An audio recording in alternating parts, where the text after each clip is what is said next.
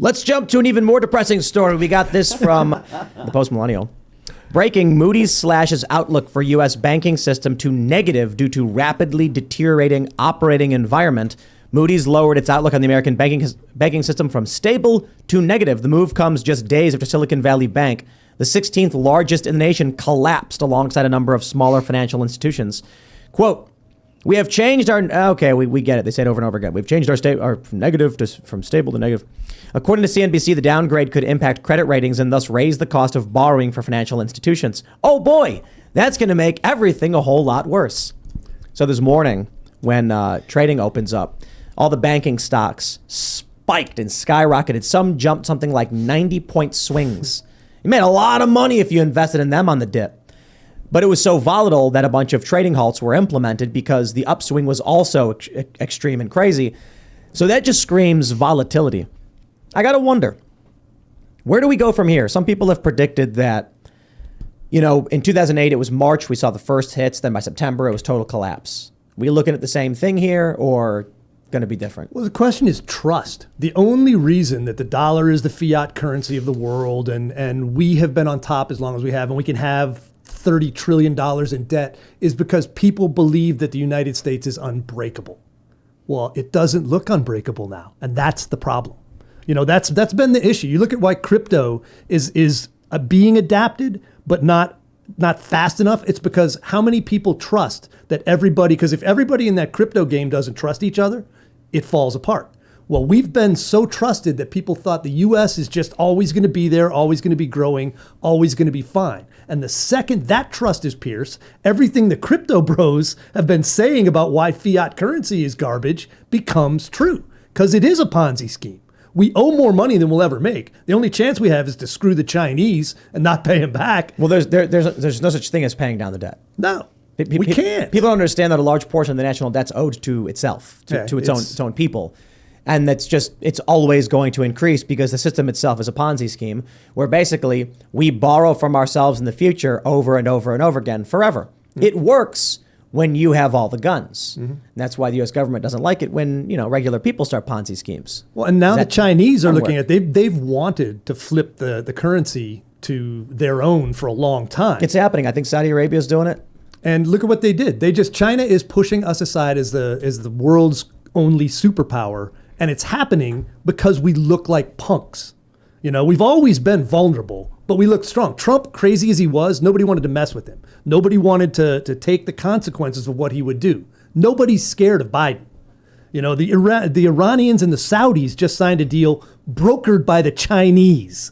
Yeah. So our major global enemy brokers a deal between the largest state sponsor of terrorism and a former ally of ours 3 years after we were making deals in the Middle East to bring Gulf Arab states and Israel together. Well, we have lost our place. What's the answer? More international war, more conflict, more intervention? That seems to be where the Biden administration wants to go. They seem to be doing everything they can to push us into World War III. I don't know if it's because they think it'll help the defense stocks or if they just don't know how to control it. Because they want a unipolar world where the U.S. controls the reserve currency. And if we lose that unipolar position, it becomes multipolar with China as it is, then the U.S. dollar becomes worthless and the U.S. manufactures nothing. So we become a poor nation overnight. And the Chinese are globalists, just not the way that we talk about globalism. They're globalists as in they want to control the globe. And if we lose to them, and right now they're going to broker a deal between the Russians and the Ukrainians, I predict, in the next 3 to 6 months. They're going to be the ones who make that deal, not us, because Biden and his crew can't stop pushing. All right, they want that war because that's what makes them feel strong. That's what they're doing, like you said, to maintain our position, and they're incompetent at it. That's the problem. If the U.S. falls from the holder of the reserve currency, then the yuan just becomes the reserve currency, and then it's China. And then we're screwed. I mean, so it really does feel in a lot of ways like I think Donald Trump understood this, and his view of the world was the U.S. will not be able to maintain this position. China is growing too fast. We need to shore up our borders. We need to bring back manufacturing, build up our economy, and get ready. Otherwise, it'll be a hard fall. And the establishment uniparty deep state said, no, we just need to blow up more people and just keep dropping bombs until they learn they can't screw with us and the dollar is the reserve currency. I think Trump was right. They can't stop China's growth. No, well, I don't know. China may stop its own growth. They're a bit of a Potemkin economy. They've got a lot of stuff behind the scenes that is ugly, and I think they're not in a position to capitalize. Except their authoritarian structure allows them to rapidly shift priorities, steal any resource they want on a moment's notice. It's much more difficult for the U.S., but the U.S. still does do it. It's not like the will of the people really matters to the U.S. government for the most part. Well, and the other thing that has been happening between the Uniparty and the globalists, the World Economic Forum crew, is weakening the United States. They want to weaken it enough to allow a global counterpart to push up against the Chinese. They think they can do it if the U.S. is weak enough, and somehow they spread that power across all of the component parts of like the G20. Then you've got a global organization that can take on the Chinese and is better than them. And the problem is the Chinese could win before that happens. Who's going to coalesce around that? Outside of all of that, our banks are falling apart. Which is not good. Yeah. All right, you want a good prediction? Sure. So 100 years ago, there was a Great Depression. What started it? Well, stocks crashed. There were runs on banks, right? So everything was really bad. Then there was possibility of a world war coming right after that, wasn't there? Don't we have kind of just after World War I? Yeah, so we'd finished the war to end all wars, and then all of a sudden we have a depression, and then we need another world war, right? So now we've got a world war brewing. So I'm saying all we got to do is ride that. Pandemic too. How about that? Pandemic. We didn't have that back then, but you had the Spanish flu. We had Spanish flu and other things. So you got all the same things that took everybody down. But you know what? Here's what you got to remember: the greatest period of prosperity was right after Second World War.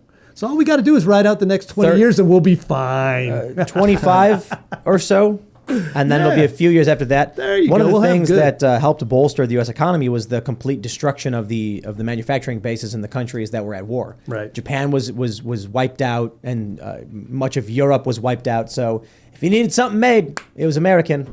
Well, and here's the thing. Maybe we need to bait China and Russia. The problem is China and Russia are allies now. You got the Dragon Bear Alliance. And so the odds of them getting into a fight and destroying their manufacturing capability is slim. So we're not going to get that bonus. We need to take Trump's advice. We need to protect our borders. We need to start manufacturing. We need to start becoming more self-sufficient because I think the long fall is coming. Imagine what it would be like if Donald Trump was president for the past 2 years. You would have more manufacturing. You'd have a stronger U.S. economy. You'd have lower inflation. You'd have less war. You'd have no war in Ukraine. I mean, it just sounds really nice, doesn't it? I think that's probably reasonable to assume that there wouldn't be a war in Ukraine. I'm not so sure about the other stuff because Donald Trump was printing money just as fast as Biden was. We'd have had a lot of the same issues. Maybe we get out of it. We didn't. Pardon me? We didn't. But the pandemic is a weird scenario. Yeah. That goes from 2020 into 2021. I'm not going to blame either Biden or Trump for the weirdness, but I can say the moment Biden gets into office and signs all these executive orders, inflation just shoots straight up and wages go straight down. I really don't think Donald Trump secretly planned a policy to execute the moment or within like 3 weeks of Biden becoming president. No, I think Biden signed a bunch of executive orders and nuked everything. There is an amount of truth to that. The executive orders that Biden signed when he first got into office, there's a lot of regulations that he reinstated and stuff. But still, the main factors that led to the inflation and stuff. I mean, Donald Trump was talking about doing more stimulus at the end of his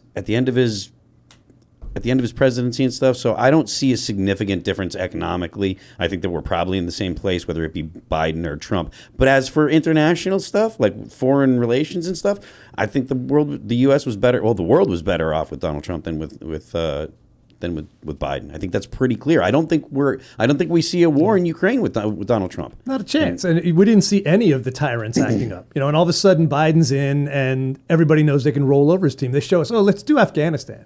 That went swimmingly. Everybody knew that Donald Trump's incentive was, I want America to be a nice place for Americans. Right. I don't care about you. And they said, okay. Yeah. So Russia's like, well, I'm not going to need to invade if the U.S. isn't pushing for NATO expansion anymore. And then with the way they frame it in the corporate press here is Donald Trump was doing Putin's bidding.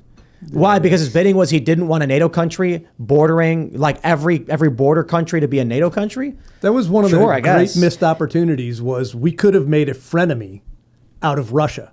because they needed it. They didn't have China yet. Yep. Now we screwed that up. Okay, we made an enemy out of what was an enemy. Let's be clear. Putin was always going to be an enemy, but you can make deals with enemies. Now he's making a deal with our actual enemy, who's actually capable of taking us on the global stage, and we're on the sidelines. You know, it's horrifying. Yeah. Sometimes I feel like the American media treats Russia so strangely. Like they didn't want an expansion of an alliance that would attack them against their back door. And for some reason, How we dare presented you. as like, that's crazy. Can you believe that? And they didn't want us to do that. Like, I feel like the pressure to keep Russia as our number one enemy, which of course, like there are conflicts, but like personally, I feel like we have more to lose to China right now. 100%. And instead, we get to spend how much money on Ukraine because but Putin's we a hate stand-in Russia? for Trump for a lot of these people. A lot of the people in the U.S. who are pushing so hard are using Putin as their Trump punching bag. In the same way you say, it's Trump is doing Putin's bidding. No, what's actually going on was Trump was trying to neutralize. The one thing Trump was good at is he was a savvy negotiator. You didn't want to be across the table in a boardroom from Donald Trump because he was going to eat your lunch, and he didn't care how he did it. He made Putin nervous. He made Kim Jong-un nervous. He made the Chinese nervous. He hit him with tariffs. He kept everybody off balance. Now everybody knows they can roll Biden, and they're all rolling up on us. Thanks for watching this clip from the Timcast IRL podcast. Hang out with us live Monday through Friday at 8 p.m. and become a member over at timcast.com for uncensored, members-only shows exclusive. Thanks for hanging out, and we'll see you all next time.